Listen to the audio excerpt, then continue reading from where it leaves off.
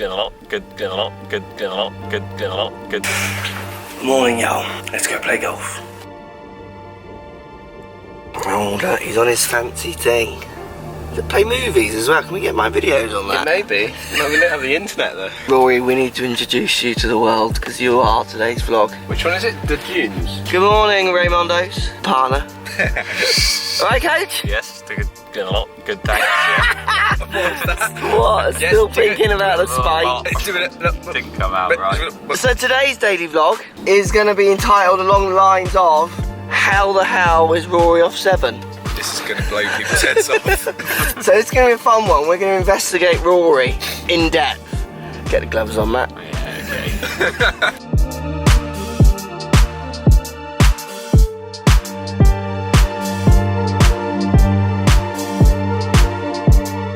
So, what is your exact handicap, Raymondo's?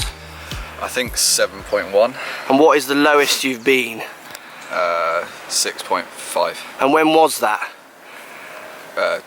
6 rounds ago. Yeah, so this year? Yeah. So you are at the moment playing to the best you've ever played? Don't you? Just don't. Oh, I didn't say Just anything. put that grin away. I've got a permanent grin, me. So you got the 6.1? 6.5, I think. So you were 0.1 for getting away. You were 0.1 away from getting to 6. Yeah, 'cause we were joking about if I got cut, people would really lose their minds. So what round?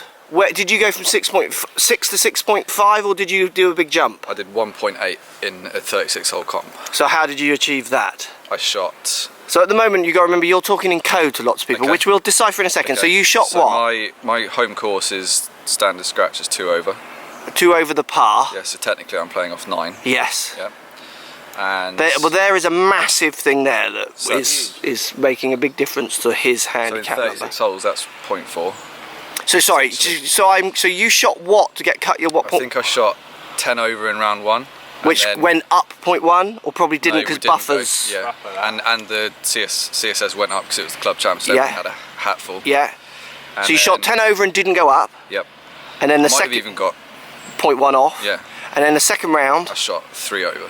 so you shot 3 over in 18 holes, which got the massive cut of 1.8. Yeah. So that is 18 rounds before you go back up to where you were. 0.2 off, I guess, do you? Yeah. Per shot. Because he's category 2. Yeah. Every shot under the standard scratch he shoots, competition standard scratch. It could have been 4. It was like 3 or low 70s basically. Yeah. 73, 70. So that one major cut basically sorts your year out as a 7 handicapper unless you play Sorts more than almost 18. a year and a half out. Yeah, absolutely. Because like if you're getting a monthly medal at once every month, Yeah.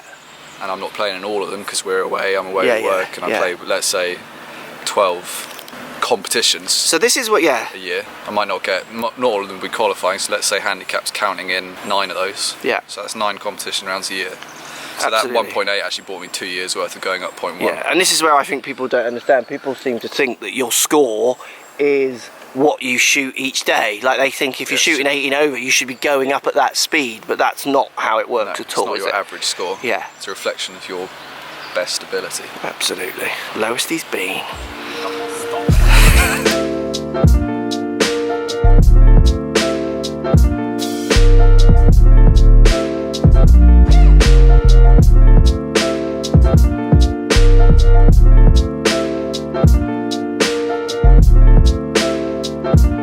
Next reason Rory's got the potential to play off 7 and even lower, I think, but he would have to tighten up obviously his skill set. We're just filming a video, a vlog of this course. You've got 3 drives here. Rat's back there.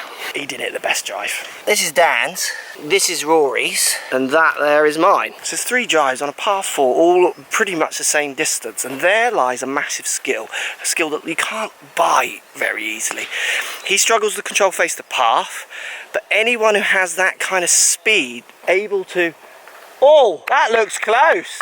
Legend of what? Oh dear, anyone who can control, or anyone who's got that distance in them, if they're on an open course, if they're having a day where they're not losing any kind of shots offline and holding any kind of putts with 7 shots, your average member's course, that's a skill. That enables him and others to play 7. Now obviously I know lots of people who hit the ball a long way and maybe play off 14 because there's so many other questions to be answered, but it is something that can really help you play to a decent handicap. Belgium played, that was a lot of fun, gentlemen, wasn't it? A good one. Beautiful. Beautiful. We're now heading back to Le Pines. Yeah, hard low. Because we've got 9 more holes to do on this 27-hole odyssey of French loveliness. Should have gone left there. We're going there. We should have gone over there. Same, we haven't got a sat nav, I always say.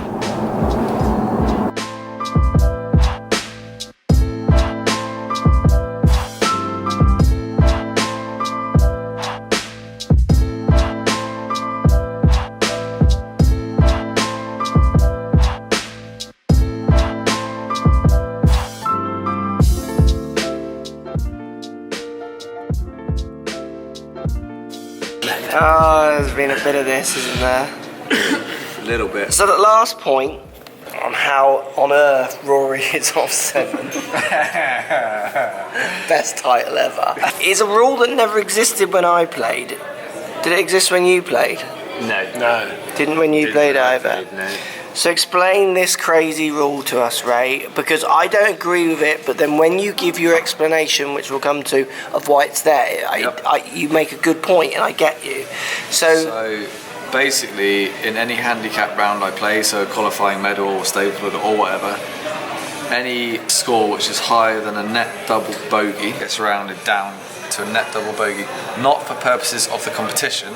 So that's not going to affect my competition score. I'm going to suddenly win a medal. So you're still going to shoot 100 if you have a... And my net score will be the same, but my handicap, for handicap purposes only, they net it down. Those scores will go down. So let's say I'm, like I said earlier, I'm hovering around like 5-6 over and I've got a good round here going, and I get a 12 on the last. I don't miss buffers or anything like that. I just go, that 12 goes down to a net double bogey and I can still get cut potentially. But for your score is still posted with that 12, but for handicap purposes, the computer will knock that down to not register at 12. Yeah. So I'll lose the competition, which I might have won. Yeah. I'm hovering around a decent score. But your handicap is protected. Bottle the last hole, but my handicap will not go up. So is that rewarding you for playing well for a lot of time and then acknowledging that you've had one bad hole, or is it doing what you said earlier, which I thought was interesting, something I didn't think about, is it's protecting from people who try to protect their handicap who might do that on purpose so they don't get cut? Correct. So if I'm doing that, if I've got that score going in a monthly medal, and you don't want to get your handicap cut a week before the club championships, where you want to, I don't want to go down like we said earlier, so I'm like 0.4 2 shots with the standard scratch. Yeah. Already a couple of handicaps, that's a big cut. I don't want to go down a whole shot. Yeah. We've got club champs next week. I'll throw in a 12. And then go up 0.1. But your handicap will get cut in theory. Yeah. So that's protecting against people who are manufacturing false scores to protect. Which I'd never thought of it that way. I think that's a sad way. Yeah, because the thought of protecting handicap is something I would never even consider, because I was always trying to get as low as possible. But there were people who did protect their handicap. You have an opinion on this, Daniel, son? I just don't get it. Like, what is that then? Is it identifying identifying the fact that we have people that somewhat cheat in the game? Yeah, which is cheat their handicap? Calculated cheating. I've heard it in the States where they call them sandbaggers, I think. Okay. So is there any other rule in the game of golf that we're suggesting that there's some cheating going on? Yeah, I agree, and I get you. But the thing I think where Dan struggles, which is where I struggle, and then where someone like Rory, who doesn't have actually an opinion on it, he just plays to the rules. I've never heard him voice like this is good or bad. He just says what it is. But I think it nullifies my skill and to a certain extent your skill, because I'm trying my hardest not to have a 10, and I work really hard to keep the ball in play, and I work that as a skill, where you are a complete opposite player, which is kind of what this video is trying to show people. And you see it in the videos. Classic example was the Italy one, where someone sat over there, decided to put 2 nasty handicap numbers up for you. Well, that was not my idea. I was not going to put that there. And it showed that you off 28 and you off 7 was actually only about 4 or 6 shots difference, because you're having a score or you're not having a score, because you are having an 8, a 10. So obviously it's for you, it's helping, Where for someone like me and Dan, when we were younger, playing as a handicaps, I'd have found that really annoying, that someone can get in a tournament that I can get in through a handicap qualification, but they're having 10s. Like, I'm just not having a 10. But surely that's a skid of the game, that I'm able to have a double bogey as a bad hole compared to your quad. How many events did you not get into because you were off one and the cut was like scratch? Yeah, but I event? didn't get into British Amateur one year British because boys 1 year for me. Oh, did you not? Yeah, because I was off 2 or 3 at the time. I think I know it's that's not awkward. good enough. Did you play in it ever? 99. Did you? Whereabouts? St David's. Oh, nice. And how did you finish?